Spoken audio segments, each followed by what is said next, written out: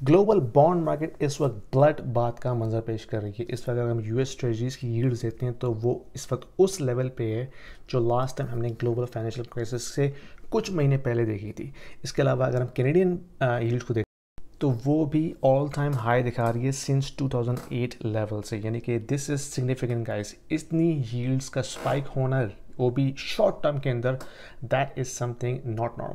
इसकी एक मेन वजह यह है कि जब फेडरल रिजर्व के चेयर जेरोम पावल ने कल रेट इंक्रीज ना करने का फैसला किया, लेकिन बाद में आके जो उन्होंने स्पीच दी उसमें उन्होंने एक वर्ड कई बार दोहराया, higher for longer, higher for longer, higher for longer. इसका मतलब क्या है? इसका मतलब ये है कि रेट्स अगर वो पॉज भी करते हैं, अगर रेट हाइकिंग साइकिल अपने एंड पे आ भी जाती है, इसका मतलब हरगिज़ ये नहीं है कि रेट कट्स नेक्स्ट ईयर से होना शुरू हो जाएंगे। अगर हम डॉट प्लॉट को देखते हैं, जो बेसिकली कंसेंसस होता है तमाम फेडरल रिजर्व के गवर्नर्स का अपनी अपनी प्रिडिक्शन देने के लिए, तो उस डॉट प्लॉट के मुताबिक अगर रेट कट्स होते भी हैं तो 2026 तक भी वो 2.5% से नीचे नहीं जा रहे। इससे दो नैरेटिव सामने आए। अगर फेडरल रिजर्व अपनी इन्फ्लेशन फाइट को यहाँ पे रोक देते हैं, विच मीन्स अगर वो अपनी रेट हाइकिंग साइकिल यहाँ पे अख्ताम पे ले आते हैं, तो फिर जो इन्वेस्टर 10 ईयर ट्रेजरीज बाय कर रहे थे उनका कोई मकसद नहीं है उसको बाय करने का, क्योंकि अगर रेट्स नहीं बढ़ रहे तो ट्रेजरी जो एक डायरेक्ट रिटर्न आपको दे रही थी वो अब इतना मीनिंगफुल नहीं रहेगा। एक तो ये वजह है। दूसरी वजह ये है कि चाइना जो है वो one of the biggest buyer of US treasuries, वो डम कर रहा है क्योंकि उनको लिक्विडिटी चाहिए, जिसकी वजह से और प्रेशर पड़ रहा है बॉन्ड मार्केट के ऊपर। तो बॉन्ड यील्ड्स का इतना स्पाइक होना, that means they are predicting something is going to happen. अगर यूएस डेट मार्केट जो है वो सेल ऑफ में जा रही है, that's not a good sign, specially in the short term. और इसके अलावा यूएस डॉलर जो है वो स्ट्रेंथ पकड़ रहा है डीएक्सवाई के ऊपर।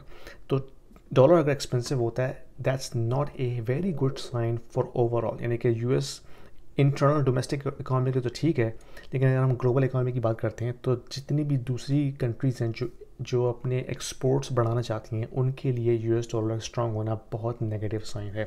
ख़ास करके जो डेवलपिंग कंट्रीज़ हैं, पाकिस्तान, इंडिया या टर्की वगैरह, तो उनका जो एक्सटर्नल डेट है, खैर इंडिया पर तो नहीं है, लेकिन दूसरे कंट्रीज़ पर जो एक्सटर्नल डेट है वो और एक्सपेंसिव आता है, उनके एक्सपोर्ट्स और एक्सपेंसिव हो जाती हैं। तो that's going to create another havoc in the global economy. तो इस तमाम क्रॉस ट्रेंड को देखते हुए things are looking very very messier. और अगर हम यूएस के अलावा कनाडा को देखते हैं तो कनाडा की जो 5 ईयर बॉन्ड है वो भी इतनी ऊपर चली गई है।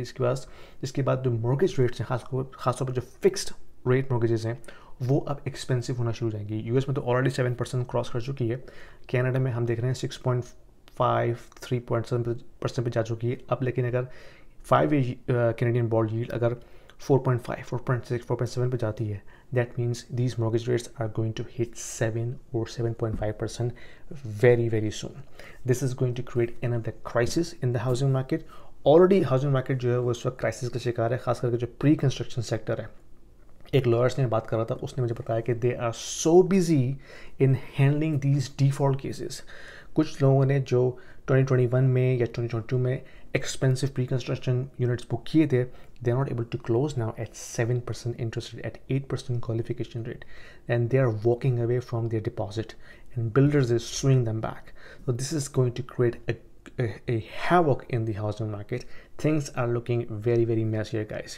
Remember these rate hike cycles, इसको टाइम लगता है एब्जॉर्ब होने मार्केट में।